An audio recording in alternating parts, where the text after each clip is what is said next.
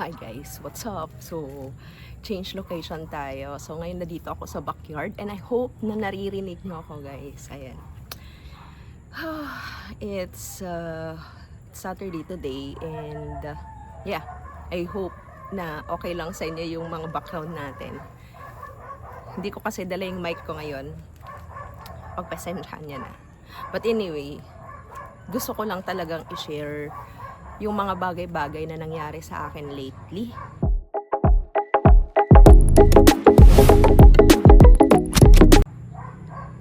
And I wanted to share sa inyo, maybe somewhat may mga tao na viewers natin ngayon na makaka-relate. Paano ka ba umpisahan? It's been 2 years. And may traditional business kasi kami.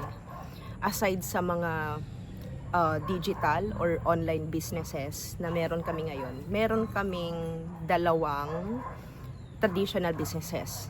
Okay, ang traditional businesses kasi yan yung actual, kung ano yung nakikita nyo. For example, mga store, grocery, spa, shop.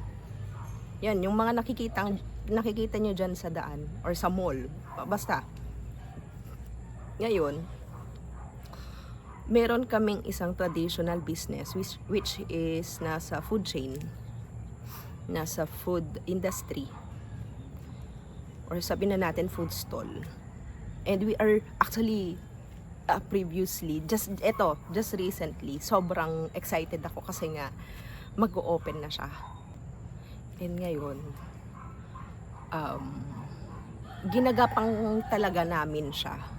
As in, every month nagbabayad kami ng rent, yung stocks na binibili ng staff, yung sahod.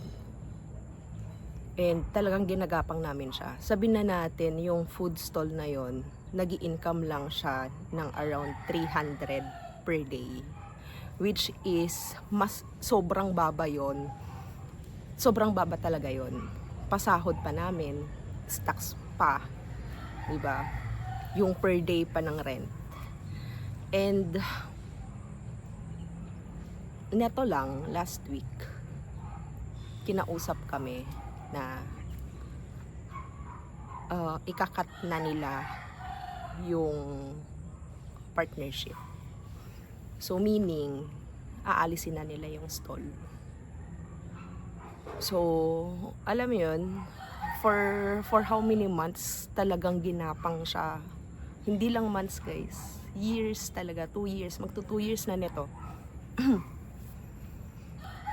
And nag-flashback lahat na wala talagang ROI.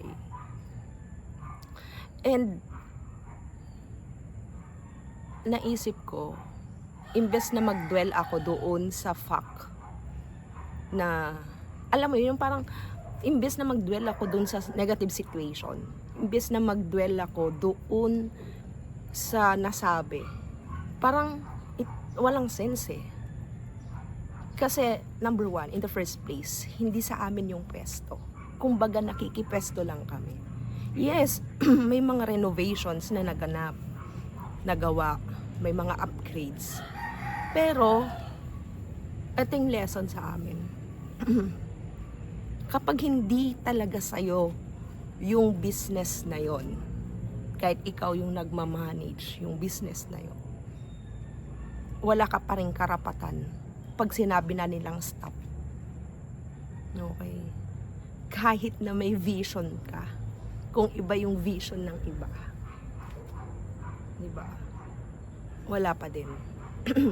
Number 2 is, mas nakita ko yung pagiging resilient ko doon sa situation na kahit sobrang hirap, ginoo ko pa din siya kasi alam ko na darating yung araw may balik din. But unfortunately, wala na talagang balik. Yan yung disadvantage ng traditional businesses. Diba? Kailan mo na namang magsimula. And to the fact na more than 1 million na din yung mga nagastos namin all sa 2 years na yon. upgrades, sahod, stocks, nawala lahat. So yung sa akin dyan, mas nagiging positive yung thinking ko doon sa situation na yon dahil napatunayan ko sa sarili ko na sobrang resilient ako. Okay, so siguro yung mga iba, hindi, alam mo yun, yung parang hindi ka, wala kang, tag nito, hindi ka nag-gain or walang income, walang profit. Some people will just, will just quit na ganun na lang. Will just quit na after 2 months, 3 months, 4, 5, 6, 7, or maybe less than a year. 'Di ba? Wala pa silang nakikita. Nagkikit na sila. Pero depende kasi 'yan. Kapag alam mo naman kasi na hindi okay yung location mo at hindi naman talaga nagpa-profit, then stop. Pero yun kasi is just in front of the mall. Nagigets niyo ako?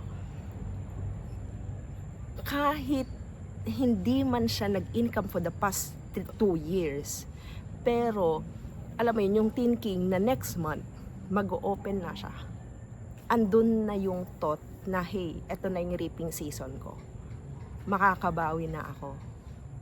Alam mo yon, yung parang yung excitement nandun, yung gana nandun, yun.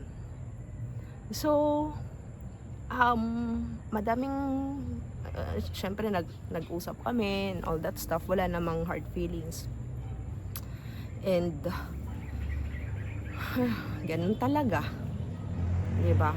Alam mo yun, yung parang kailangan mo naman i-accept, kailangan mong intindihin na may mga bagay na hindi mo dapat control.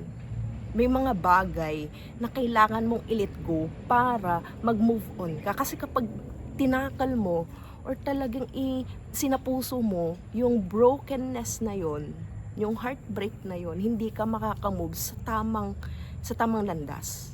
Hindi ka makakapag-isip ng solusyon.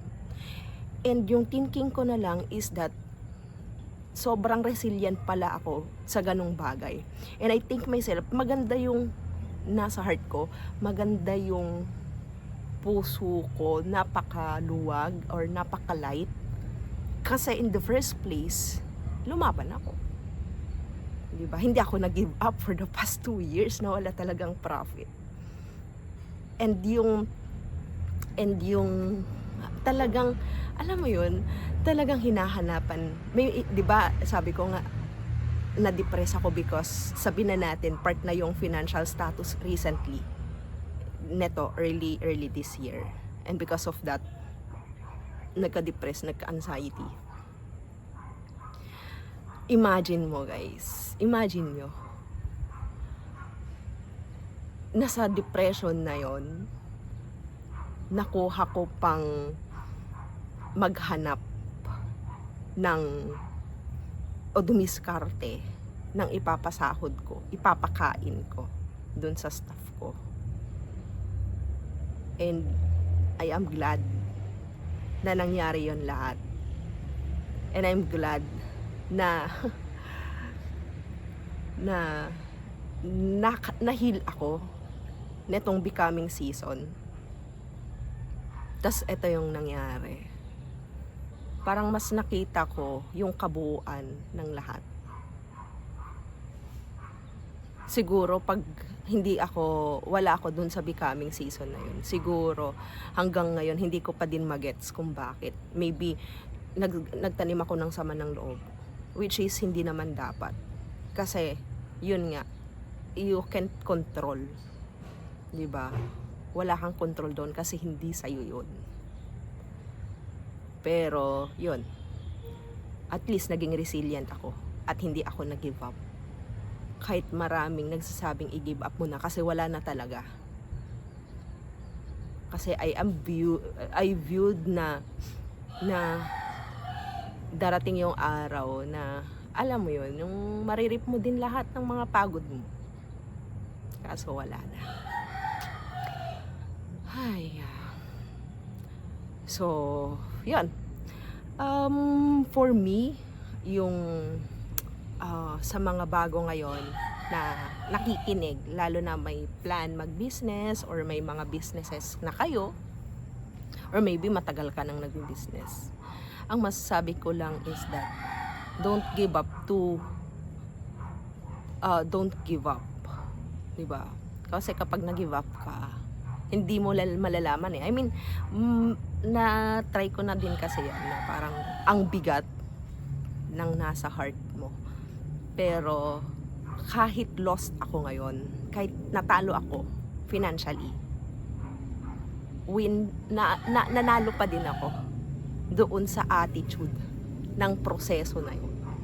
Okay. So kahit wala akong kita, wala akong profit, nanalo pa din ako doon sa nag-build ng characteristic ko, which is resiliency. Okay.